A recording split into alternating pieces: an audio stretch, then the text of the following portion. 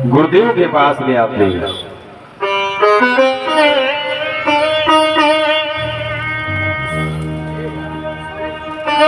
आज महाराज क्या हुआ है, चारों दिशाओं के राजा मिथिलापुरी में विद्यमान है, देश देशांतर के राजा विद्यमान है। लंकाधिपति राजा रावण भी आया, बाणासुर इत्यादि इत्यादि राजा विद्यमान है। वहीं पर महाराज जैसे गुरुदेव भगवान पहुंचे हैं तो श्री तुलसीदास जी महाराज कहते हैं,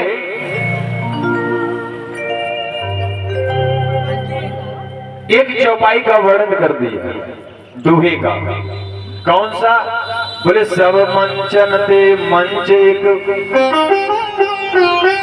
सब मंचन ते मंच एक, सुंदर विशद विशाल, मुनि समेत दो बंधु ते बैठा रे वहीं पर। आज राजा जनक को मालूम हुआ कि विश्वामित्र आए हैं और दो बालकों को लेकर के आए हैं। दौड़ते हुए गए और गुरुदेव के चरणों में प्रणाम किया। आइए महाराज, आपका स्वागत है, आइए नाथ आइए। एक जगह मैं कथा कह रहा था, तो कथा कहकर के जब मैं गांव गया घर वापस, तो रास्ते में एक जगह ऐसे ही अनुष्ठान चल रहा था। तो एक वक्ता महोदय कह रहे थे कि यही चौपाई है, दोहा बोल रहे थे कि सब मंचते मंच एक, सुंदर विशद विशाल। तो मंच कैसा दिया गया? बोले एक कोने में दोनों को बिठा दिया गया। बताइए साहब, विश्वामित्र और राम लखन को एक कोने में बिठा दिया गया। जबकि दोहा कह रहा है सब मंचन थे मंच एक।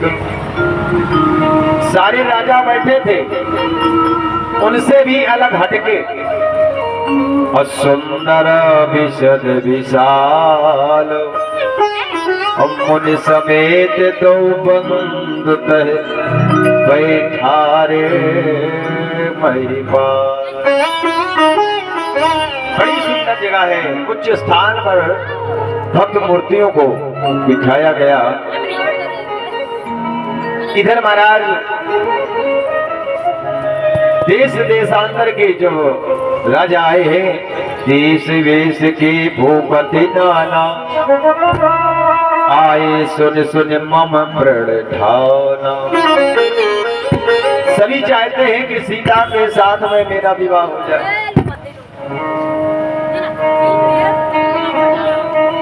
सभी चाह रहे हैं। और उसी सभा के मध्य में भगवान भोले बाबा का सुंदर अस्त विराजमान है।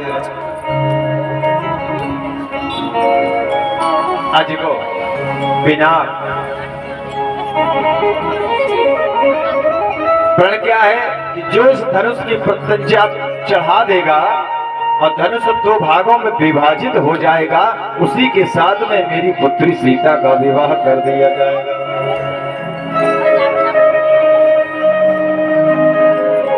लेकिन महाराज बाबा गोस्वामी तुलसीदास ने उठाई लेखनी और एक चौपाई का वर्णन कर दिया है कि भूप सहे से भूप सहे से 10, अरे एक ही 12,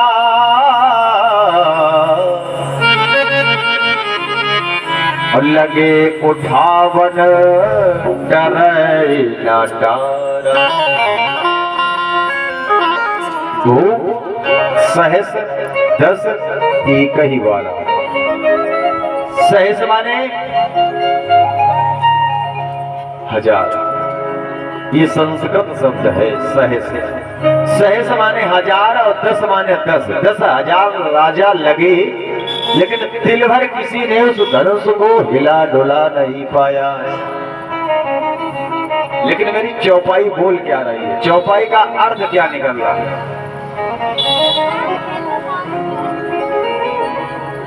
अच्छा मानो 10,000 राजा मिलकर के उस धनुष को उठा देते, हाँ, और तोड़ देते। तो मैया सीता तो एक ही थी, सीता के क्या 10,000 खंड किए जाते? नहीं है। चौपाई का अर्थ निकल रहा है कि बारी बारी करके 10,000 राजा आए वेदिका के पास में और सब ने अपना अपना बल पौरुष लगाया, लेकिन दिल भर धनुष किसी ने हिला डुला नहीं पाया, किसी ने नहीं हिला डुला पाया।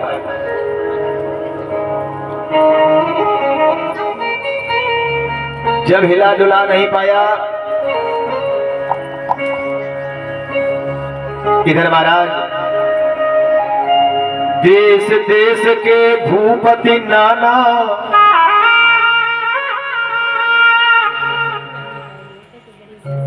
आए, सुन सुन मम प्रण ठाना। सभी अपना अपना प्रण बल पौरुष लगा रहे हैं। इधर मैया जानकी जो है झरोके में खड़ी है, सबकी वंदना कर रही है, और भगवान श्री राम जानकी मैया की तरफ देख रहे हैं और मैया जानकी प्रभु की तरफ देख रही है। जय जय।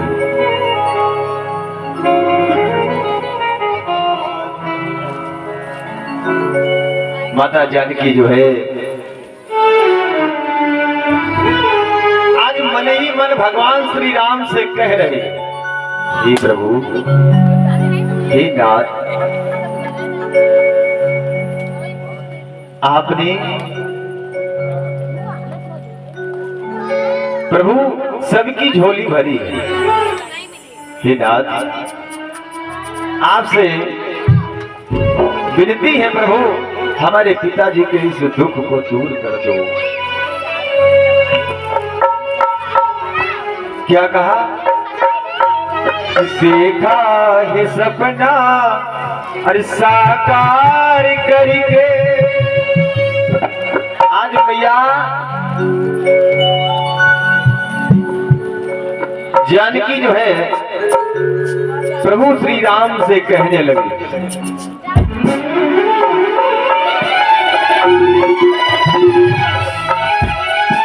प्रभु अरे देखा है सपना अरे साकार कर दो।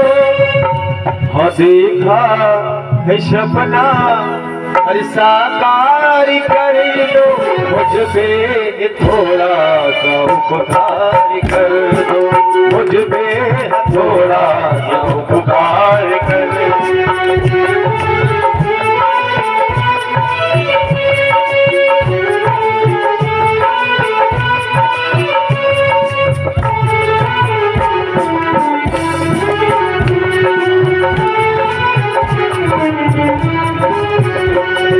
देखा है सपना साकार करे दो, देखा है सपना वो साकार करे दो, मुझ पे थोड़ा सा उपकार करे दो, मुझसे वो थोड़ा सा उपकार करे दो। हाँ मेरा जीवन भी उद्धार करे दो, हाँ मेरा जीवन भी उद्धार करे दो।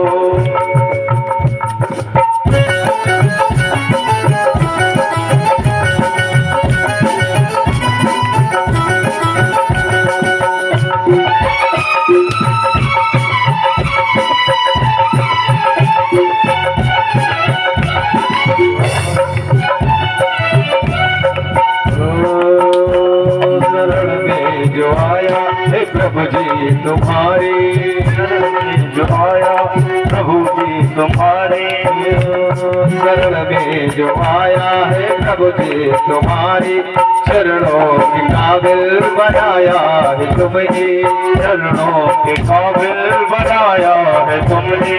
खुशियों की झोली साकार कर दो, खुशियों की झोली वो साकार कर दो। मेरे जीवन का उद्धार कर दो, मेरे जीवन का उद्धार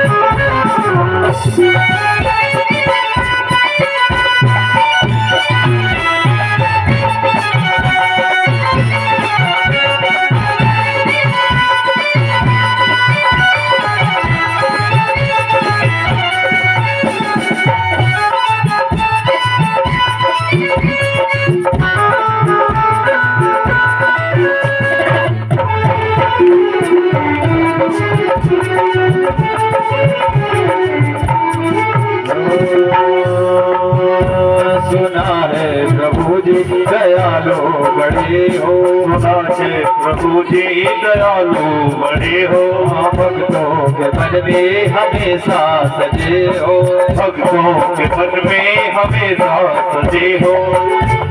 सुना है प्रभु जी दयालु बड़े हो, भक्तों के मन में हमेशा सजे।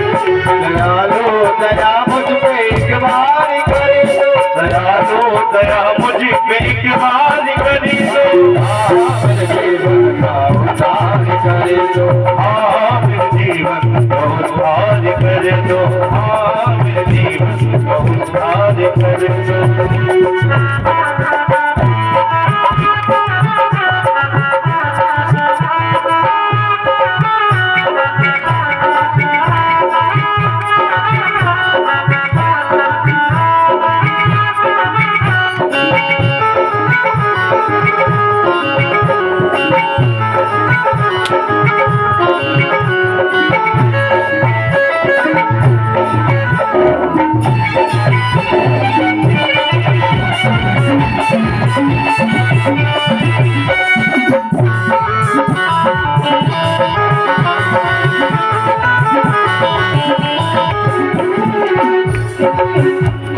श्री रामचंद्र भगवान। आज महाराज मैया जानकी ने भगवान की प्रार्थना की, प्रभु मेरे पिता का दुख दूर करो नाथ, दुख दूर करो। महाराज क्या हुआ है, जब किसी ने धनुष को हिला डुला नहीं पाया तो आज राजा जनक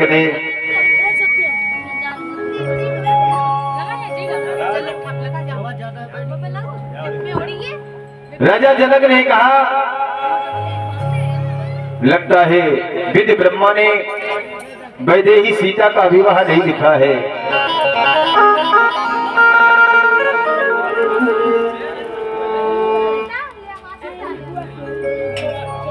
गुरुदेव भगवान कहते हैं न कहे बिलोक जनक अकुलादि, बोले बचन रोष जदुसारी।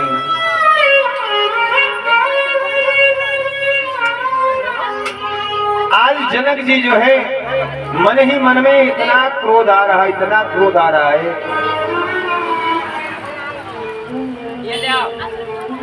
लगता है ये पृथ्वी वीरों से खाली हो गई है क्या? पृथ्वी वीरों से खाली हो गई है क्या?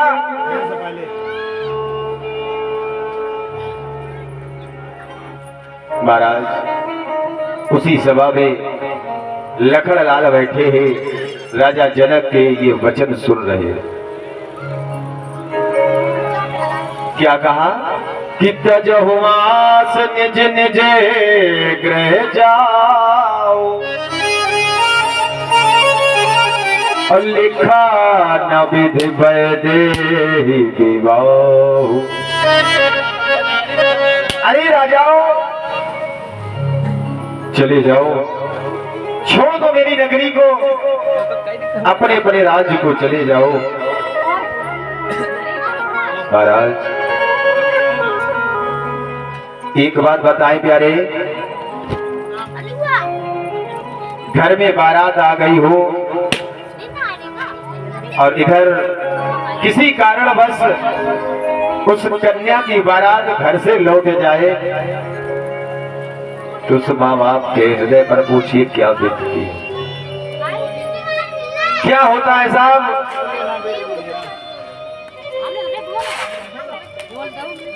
इतना दुख झेलना पड़ता है। ये बैरी जमाना कहता है कि कन्या में कोई कमी होगी जिस कारण से बारात घर से लौट गई है। इसका तो दुख सिर्फ उसी माँ बाप को पड़ता है। आज राजा जनक के अंतःकरण में इतना दुख है कि हे विद ब्रह्मा, मैंने ऐसा प्रण क्यों लिया। शांति का सहयोग दे।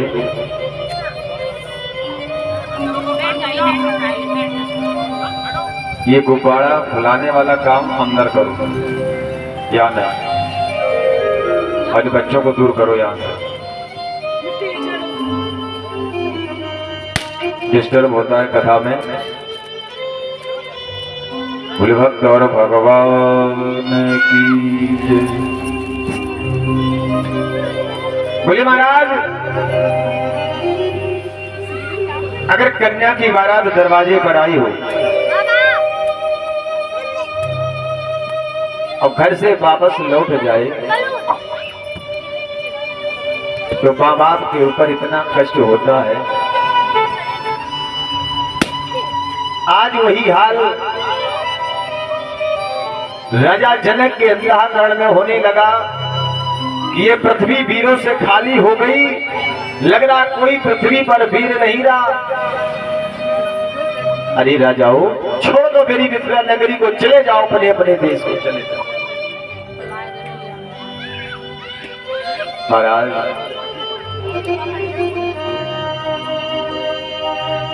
जब किसी के यहाँ बारात आती है तो उस कन्या का पिता 6-6 महीने पहले तैयारी करता है कि घर में बारात आने के लिए।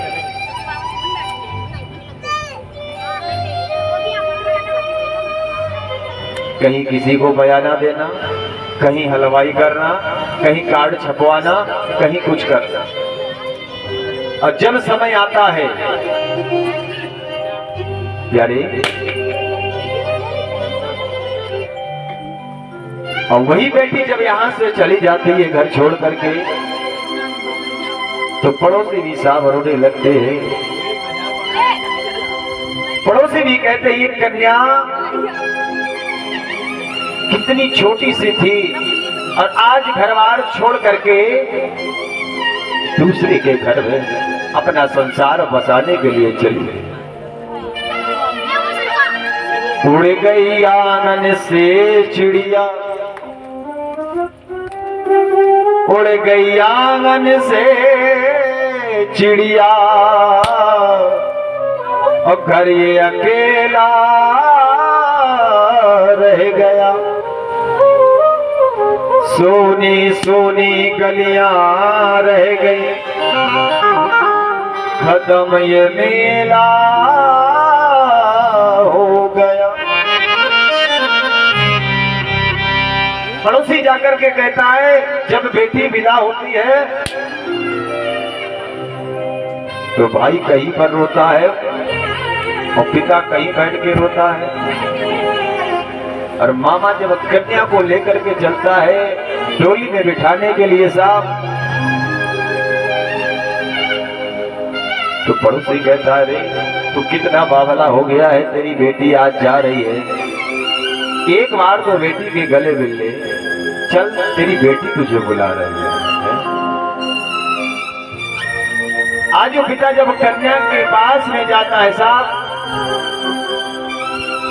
कन्या पिता के शरीर को पकड़ के रोने लगती, पिताजी कौन से जन्म का बदला तुमने लिया है, आज तुमने हमें अपनों से अलग कर दिया। एक कहता भैया चल तेरी बहन जा रही है, एक बार तो मिल ले। भाई दौड़ के जाता है और बहन के लिपट के रोने लगता है। पड़ोसी भी साहब देख करके रोने लगता है। लेकिन ये स्थिति राजा जनक के यहाँ क्या हुई? आज राजा जनक को जो है बड़ा कष्ट हो रहा है कि मेरी पुत्री का विवाह ना हो सका। इसलिए अनेकों यत्न किए पर ये कर्म की रेखा मिटा न सका। रंग भूमि में कन भी धन को भी भूप हिला न सका। इतने राजा आए लेकिन किसी ने धनुष को हिला डुला नहीं पाया। ये हाथ न पीले तुम्हारे हुए, हम द्वारे पे डोली मंगा न सका। जानकी विद्रूठ विधाता गया हमसे, हम मांगे सिया की भरा न सके।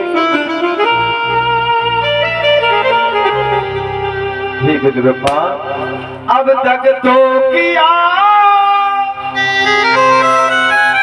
भरोसा उस पर,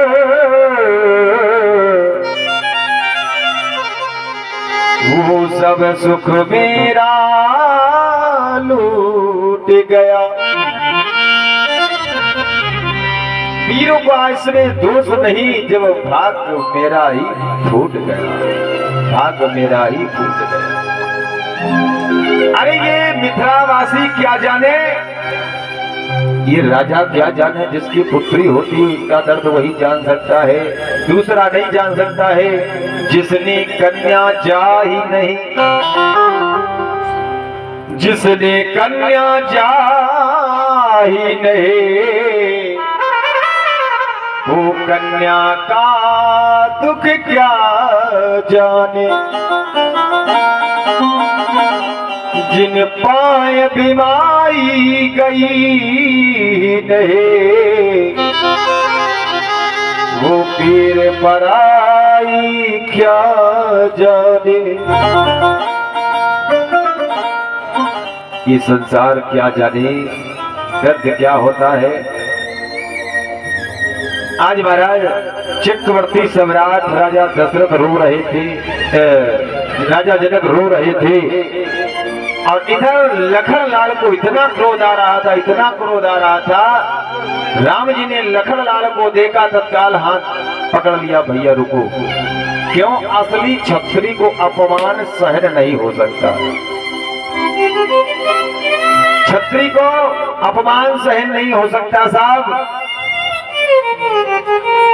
चक्रवर्ती सम्राट राजा दशरथ कह क्या रहे हैं, क्या कह रहे हैं? राम जी ने कहा लाल रुको। इधर महाराज जैसे ही पुनः राजा जनक ने कहा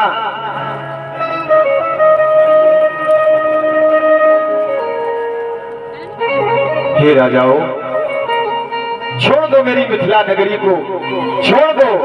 लगता है इस पृथ्वी पर कोई वीर नहीं रहा है, नहीं रहा है।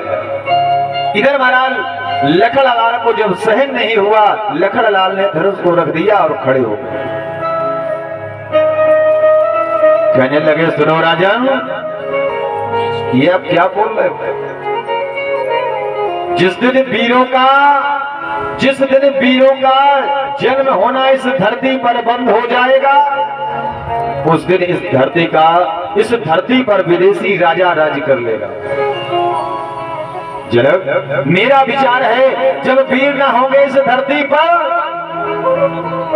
जब वीर ना होंगे इस धरती पर, तो इस धरती माँ का क्या होगा? तो फिर विदेशी राजा राज करे तो भारत माँ का क्या होगा? भारत माँ का क्या होगा? आप कहते हो इस पृथ्वी पर वीर नहीं रहे,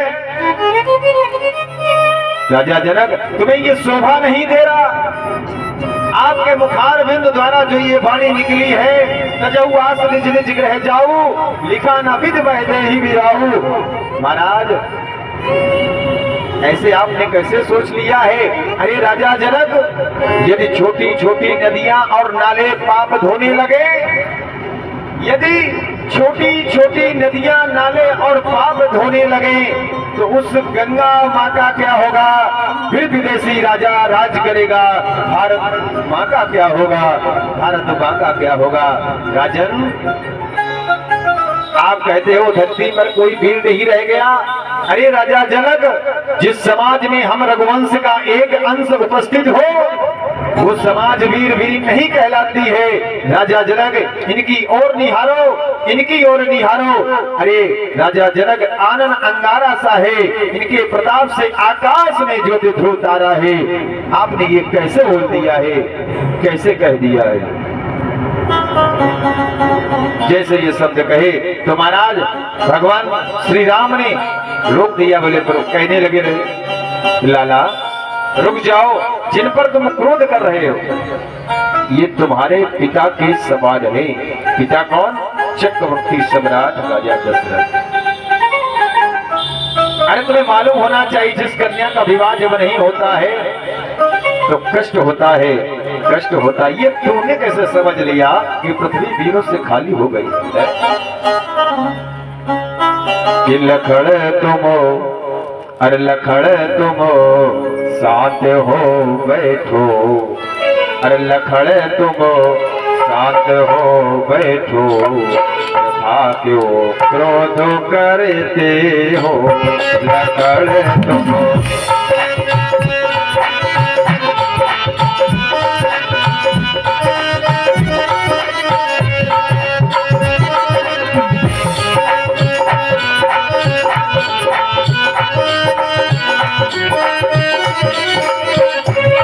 लखड़ तुम शांत हो बैठो, तथा क्यों क्रोध करते हो?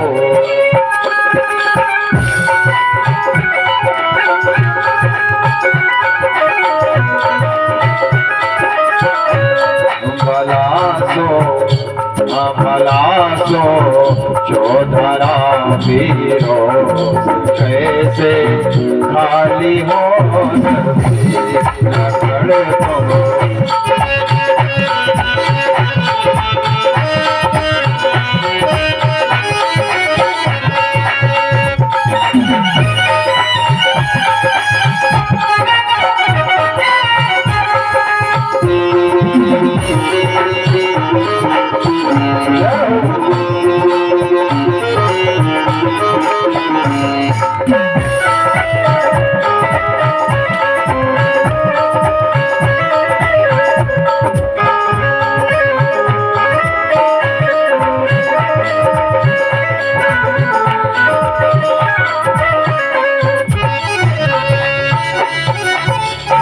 लखड़ तुम शांत हो बैठो, प्रथा क्यों क्रोध करते हो? आवाज दब रही है। अग्यार बताइए इतने महाराज, आपके पहचान नहीं पा रहे।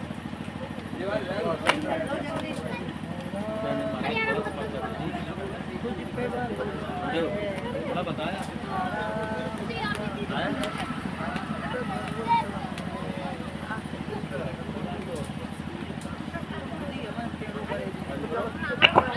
हेलो हेलो, बोले राघवेंद्र सरकार की हो। सही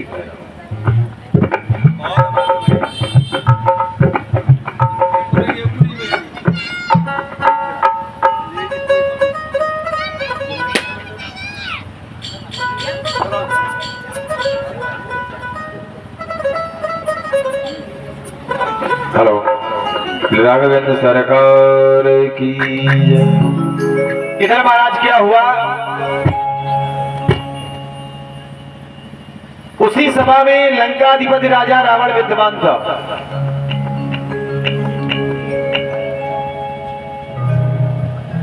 यहाँ पर बताया गया है कि भगवान राम और दशानन की वार्तालाप भी होती है कि मैं हेतु तुम्हारे 10 कंधर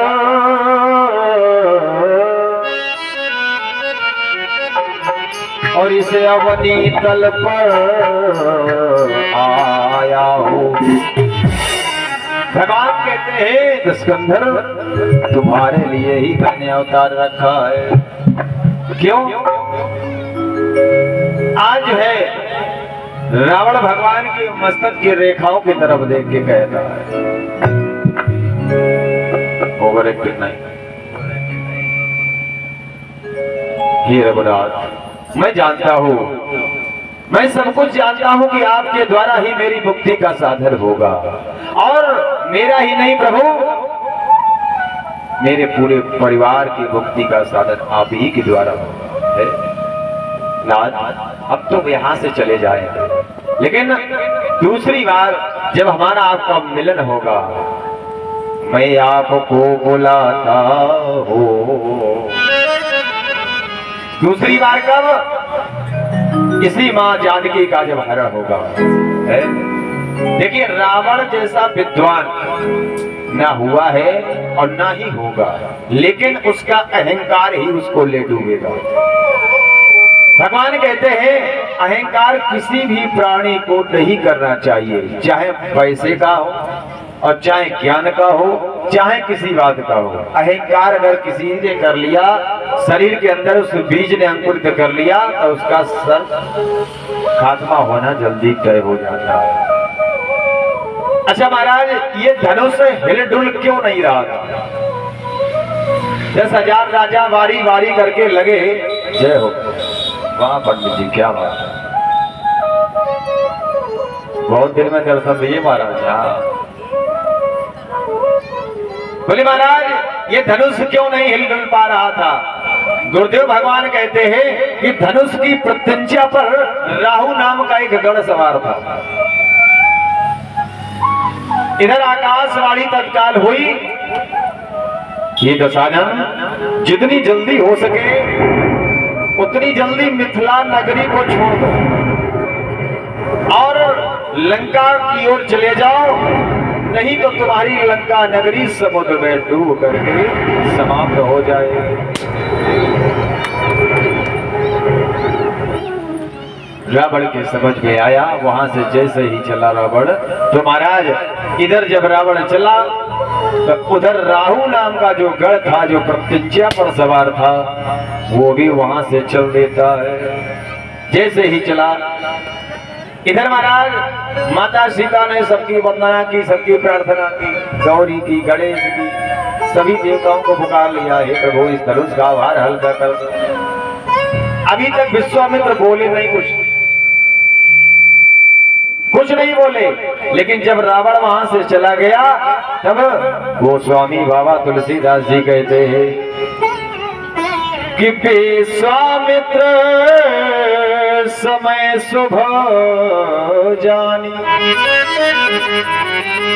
अब विश्वामित्र ने समय को शुभ माना है, अभी तक नहीं, अभी तक चुपचाप ये लीला सब देखते रहे कि विश्वामित्र अरे समय शुभ जानी, अरे बोले शरीर मृदुबानी।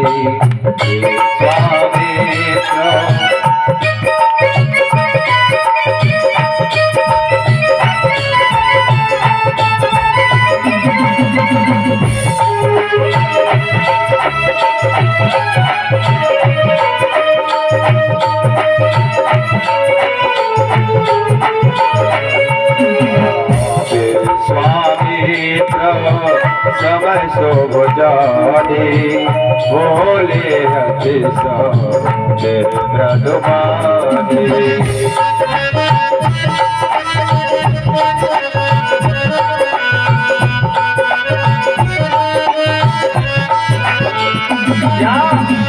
उठाओ राम भज जहो बहु चापा, बेटा होता तो जनक परितापा।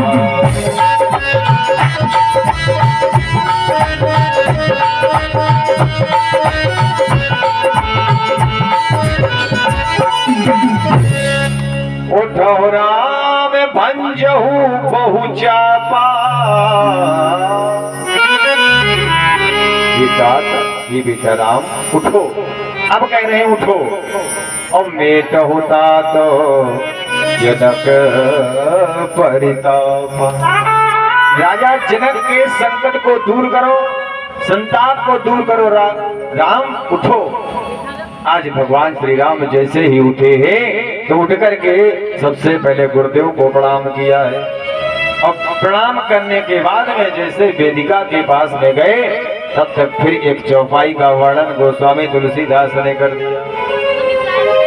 क्या कि गुरु ही प्रणाम और मन ही बन की नाम।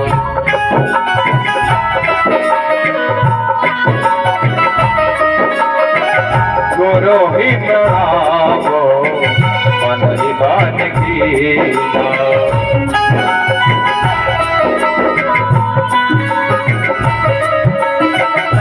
लागो उठाए धनुलीना।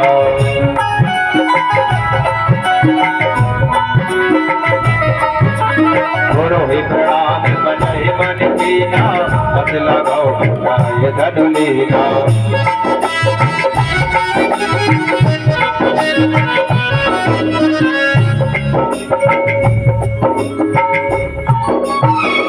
अब महाराज कहा गुरु ही प्रणाम मन ही मन कीना। वेदिका के पास में पहुंच गए तो वहां पर गुरुदेव को प्रणाम किया है। किस गुरु को प्रणाम किया?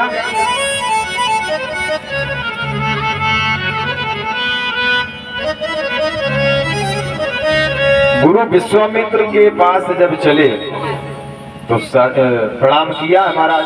तब नहीं लिखा है कि मन ही मन। मन ही मन किसको प्रणाम किया जाता है? जब वो इंसान की उपस्थिति उस समाज में ना हो।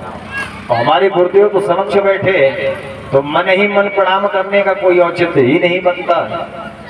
जब वेदिका के पास में गए तब गुरुदेव भगवान कहते हैं कि गुरु ही प्रणाम मन ही मन कीना।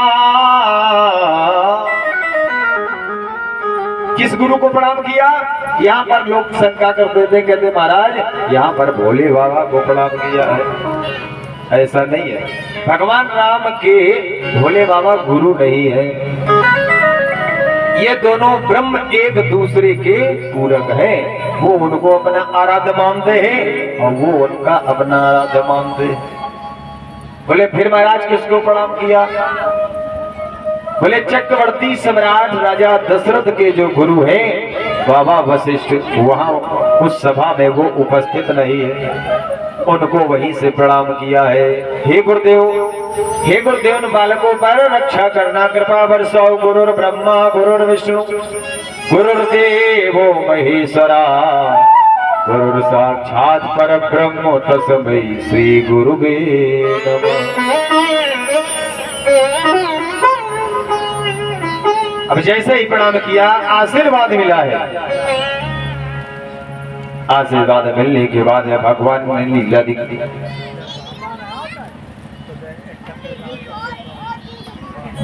भगवान मर्यादा पुरुषोत्तम श्री राम ने मर्यादा को रखते हुए आज धनुष को उठाया है। कितने ही क्षण राम और ते ही क्षण राम और मत धनु तोड़ा। लक्ष्मण रामा रामा लक्ष्मण रामा रामा सिया हो।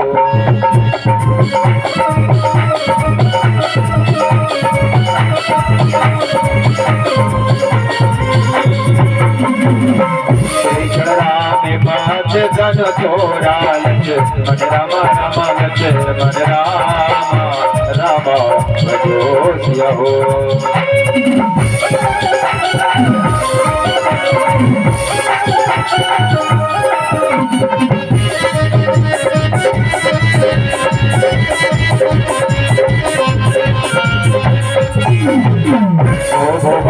घोर कठोरा लक्ष्मण राम राम लक्ष्मण राम राम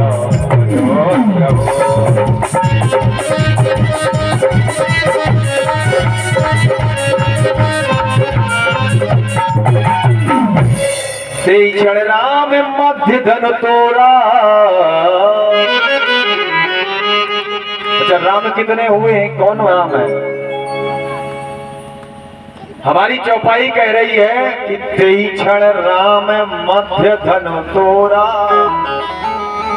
अभो भुवन अति घोर कठोरा। राम कितने हुए हैं? बोले महाराज राम 3 हुए हैं।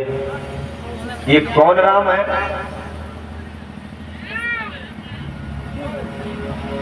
पहले वाले हैं या दूसरे वाले या तीसरे वाले? हे प्रभु,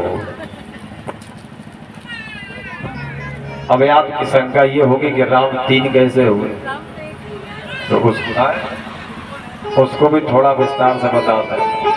राम कितने हुए हैं? 3। एक राम तो यही जनकी ये कथा चल रही है, और एक राम माता जी देख लियो गिराए थे। एक राम प्रत्यंसा अवतारी भार्गव परशुराम। तीसरे राम चंद्रवंश में भगवान श्याम सुंदर के बड़े भैया जिनका नाम बलराम होगा, लेकिन भागवत जी में आया है बलाधिक्याद बलम विदुः, बलों में अधिक बलशाली लोग इनको बलराम कह करके पुकारेंगे, संकर्षण भी कहेंगे। 3 राम हुए। तो ये कौन वाले राम है? बीच वाले हुए ना। सबसे पहले प्रत्यंसा अवतारी परशुराम, फिर मर्यादा पुरुषोत्तम श्री राम, फिर इसके बाद बलराम। चौपाई क्या कह रही थी? क्षण राम मध्य धन तोरा। इस चौपाई से सिद्ध होता है कि मध्य वाले राम ने सभा के मध्य में और धनुष को मध्य से तोड़ दिया। बोलो सियापत रामचंद्र भगवान की जय हो। 33 कोट के देवी देवताओं ने आज पुष्पों की वर्षा की है। सहेली आती है गावई छवि अब लोक सहेली, सिय जयमाल रामपुर मेली। आज सखिया आई मैया सीता को लेकर के भगवान के पास में खड़ी हो गई। हे प्रभु थोड़ा झुक जाओ नाथ। रघुवंशी राम कहने लगे अगर मैं झुक गया, मैं छत्री हूँ, झुक नहीं सकता। और फिर ससुराल का मामला है, ससुराल में अगर दूल्हा झुक जाए, अब तो कलयुग चल रहा है, ससुराल हो चाहे और मैया ससुराल हो, हाँ हर जगह झुक रहा है। भगवान राम कहते मैं झुक तो सकता नहीं हूँ। तो सारी सखियां भगवान से मनोविनोद करती, प्रार्थना करती, हे प्रभु हे नाथ थोड़ा झुक जाओ। अरे झुके जइयो, अरे झुके जइयो तन के रघुवीर, ललित जी मोरे छोटी है। झुके जइयो तन के रघुवीर, ललित जी मोरी छोटी है। झुके जइयो तन के रघुवीर, ललित जी मोरी छोटी है।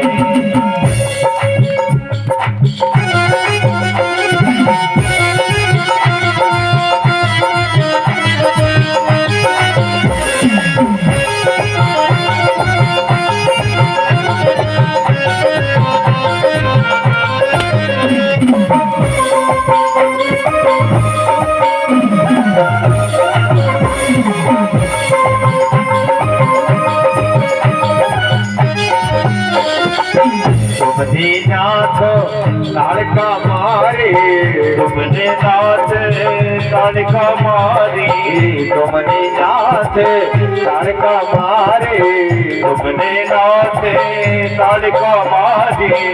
तुम्हें हो हाँ, तुम्हें हो हाँ, तुम्हें हो हाँ बड़े बलवीर, ललित बड़े छोटे, बड़े रघुवीर, ललित जी मोरी छोटी है।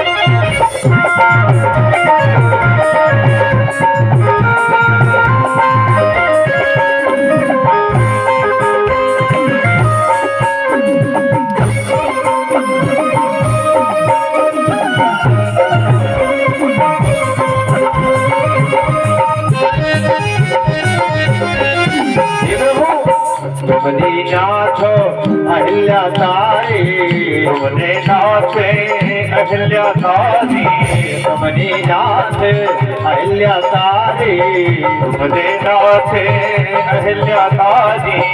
तुम्हें हो बड़े बलवीर लक्ष्मी मोरी छोटी है। तुम हो बलवीर लक्ष्मी मोरी छोटी है।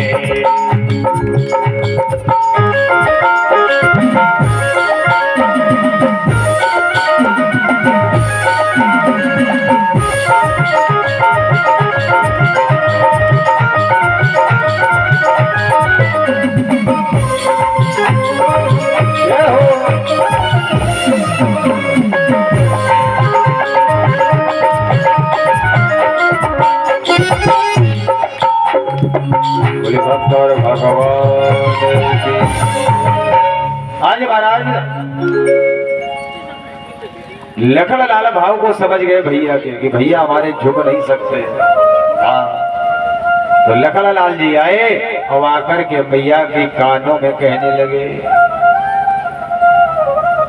भैया हमारे भैया झुक नहीं सकते। आज जो है लखन लाल ने सारी युक्ति धीरे से बता दी है कि हम अपने भाई के पैरों में गिर जाएं और जब वो हमको उठाने लगे तो बस फिर जयमाला आप डाल देना।